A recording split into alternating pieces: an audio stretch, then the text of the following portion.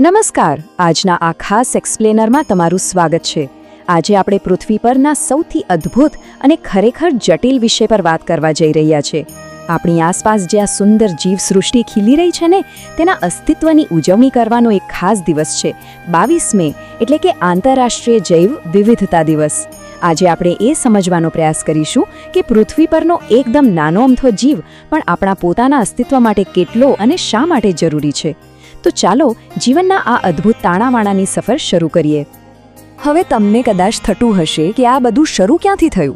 તો જો, વર્ષ 2000માં સંયુક્ત રાષ્ટ્ર દ્વારા આ દિવસની શરૂઆત કરવામાં આવી હતી અને ત્યારથી લઈને અત્યાર સુધી આખી દુનિયા દર વર્ષે 22 મેના રોજ આ દિવસની ઉજવણી કરે છે।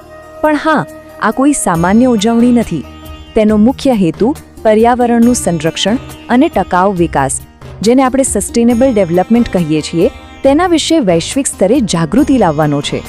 આજના આ સેશનમાં આપણે મુખ્યત્વે 5 બાબતો પર નજર કરીશું। પહેલું, 22 મેનો પરિચય। બીજું, જૈવ વિવિધતા ખરેખર શું છે? ત્રીજું, કુદરતનું મહત્વ। ચોથું, તેની સામેના જોખમો। અને છેલ્લે, આપણે તેને બચાવવા શું કરી શકીએ। તો ચાલો શરૂઆત કરીએ આપણા પહેલા વિભાગથી, 22 મેનો પરિચય અને પૃથ્વીના આ તાણાવાણાની ઉજવણી। તો ચાલો આમાં થોડા ઊંડા ઉતરીએ।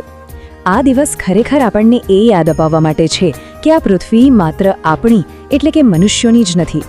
22 મે એ તમામ જીવસૃષ્ટિ, લીલીછમ વનસ્પતિઓ, અલગ અલગ પ્રાણીઓ, આકાશમાં ઉડતા પક્ષીઓ અને આખા કુદરતી પર્યાવરણના મહત્વને હાઇલાઇટ કરે છે। આ એક એવો સમય છે જ્યારે આપણે આપણી આસપાસની આ અદ્ભુત દુનિયા પ્રત્યે દિલથી આભાર વ્યક્ત કરવો જોઈએ। હવે આગળ વધીએ વિભાગ 2 તરફ। જૈવ વિવિધતા શું છે અને જીવનની આ જાળને કેવી રીતે સમજવી?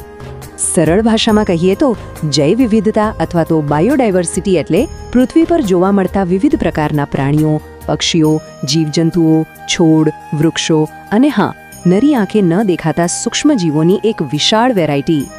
જુઓ, કુદરતમાં એકદમ નાના માઇક્રોબથી લઈને વિશાળકાય હાથી સુધી દરેકનું પોતાનું એક બહુ જ ખાસ અને મહત્વનું કામ છે। આ બધા જીવો જાણે કે એક મોટા પઝલના ટુકડા જેવા છે, જે એકબીજા સાથે જોડાઈને કુદરતનું બેલેન્સ જાળવી રાખે છે।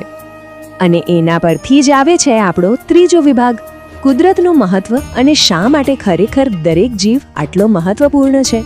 તમને ખબર છે, જૈવ વિવિધતા માત્ર જોવા માટે સુંદર છે એવું નથી। આ આપણા અસ્તિત્વનો પાયો છે। તે આખા પર્યાવરણનું સંતુલન જાળવે છે। આપણે રોજ જે ખોરાક ખાઈએ છીએ અને જીવન બચાવતી જે દવાઓ લઈએ છીએ ને, એ સીધી જ આ જંગલો અને વનસ્પતિઓમાંથી જ આવે છે। અને હા, ક્લાઇમેટ ચેન્જ સામે રક્ષણ આપવામાં પણ આ જંગલો ઢાલ બનીને ઊભા છે। ટૂંકમાં કહીએ તો આપણી પોતાની સુરક્ષા આ કુદરતી સંપત્તિ પર જ ટકેલી છે। અને આ વસ્તુ એકદમ સુંદર રીતે દર્શાવે છે કે કુદરતમાં કેવું ગજબનું ટીમવર્ક ચાલે છે। તમે જુઓ, નાની અમથી મધમાખીઓ ફૂલોમાં પરાગ સંચય કરીને ખેતીમાં મદદ કરે છે। વૃક્ષો આપણને શ્વાસ લેવા માટે ઓક્સિજન આપે છે। પક્ષીઓ બીજ ફેલાવીને નવા જંગલો ઊભા કરે છે। અને આ જંગલો દુનિયાના હવામાનને સેટ રાખે છે। છે ને એકદમ માઇન્ડ બ્લોઈંગ સિસ્ટમ।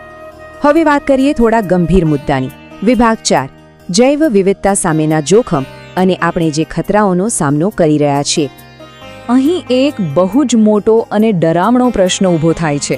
શું આપણે ખરેખર આ અત્યંત જરૂરી કુદરતી સંતુલન ગુમાવી રહ્યા છીએ?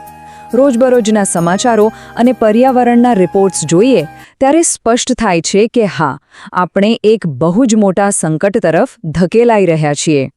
કડવી વાસ્તવિકતા એ છે કે આપણી જ કેટલીક પ્રવૃત્તિઓ આ સુંદર જીવસૃષ્ટિ માટે ખતરો બની ગઈ છે। જંગલોનો આડેધડ નાશ થઈ રહ્યો છે, પ્રદૂષણ હદ વટાવી ગયું છે અને પ્લાસ્ટિકના બેફામ ઉપયોગે નદીઓ અને મહાસાગરોની હાલત ખરાબ કરી નાખી છે। આ બધાની સાથે સાથે ઝડપી ક્લાઇમેટ ચેન્જ અને પ્રાણીઓના શિકારને લીધે આજે અનેક પ્રજાતિઓ હંમેશ માટે લુપ્ત થવાના આરે છે। હવે વિચારો, જો આપણે આ ચેતવણીઓને ગંભીરતાથી નહીં લઈએ તો શું થશે? જો જૈવ વિવિધતા ઘટશે ને, તો પર્યાવરણનું આ નાજુક બેલેન્સ સાવ ખોરવાઈ જશે। અને સાચું કહું, આનું સૌથી મોટું નુકસાન બીજું કોઈ નહીં પણ આપણે જ ભોગવવાનું છે। ખોરાકની અછત, સ્વચ્છ પાણીનો અભાવ અને વિનાશક કુદરતી આફતો એવી પરિસ્થિતિ ઊભી કરશે જેને આપણે ક્યારેય સુધારી નહીં શકીએ. પણ ચાલો, નિરાશ થવાની જરૂર નથી. વિભાગ 5 પર આવીએ, સંરક્ષણના ઉપાયો અને આપણે કુદરતને કેવી રીતે બચાવી શકીએ. તો સૌથી અગત્યની વાત એ છે કે દરેક વ્યક્તિ આમાં પોતાનું યોગદાન આપી શકે છે. આપણે શક્ય તેટલા વધુ વૃક્ષો વાવી શકીએ, પાણી બચાવી શકીએ, પ્રાણીઓ અને પક્ષીઓના રહેઠાણોનું રક્ષણ કરવું, પ્રદૂષણ ઘટાડવું અને ખાસ કરીને પ્લાસ્ટિકનો ઉપયોગ ટાળવો. આ કોઈ અઘરા વૈજ્ઞાનિક પ્રયોગો નથી. આ તો આપણી રોજિંદી આદતો છે જે આપણે બધા સરળતાથી અપનાવી શકીએ છીએ. અને હા, જાગૃતિ લાવવી એ પણ આ સોલ્યુશનનો બહુ મોટો ભાગ છે. આજે શાળાઓ, કોલેજો અને પર્યાવરણ સંસ્થાઓ દ્વારા વૃક્ષારોપણ, રેલીઓ અને નિબંધ સ્પર્ધાઓ જેવા ઘણા કાર્યક્રમો થાય છે. આ બધું એટલા માટે છે જેથી આવનારી પેઢી એટલે કે આપણા યુવાનો આ જીવસૃષ્ટિનું સાચું મહત્વ સમજે અને પર્યાવરણના રક્ષકો બને. આજના આ એક્સપ્લેનરના અંતે ચાલો આપણે એક નાનકડો સંકલ્પ લઈએ. જૈવ વિવિધતા બચાવો, કુદરત અને ભવિષ્ય બચાવો.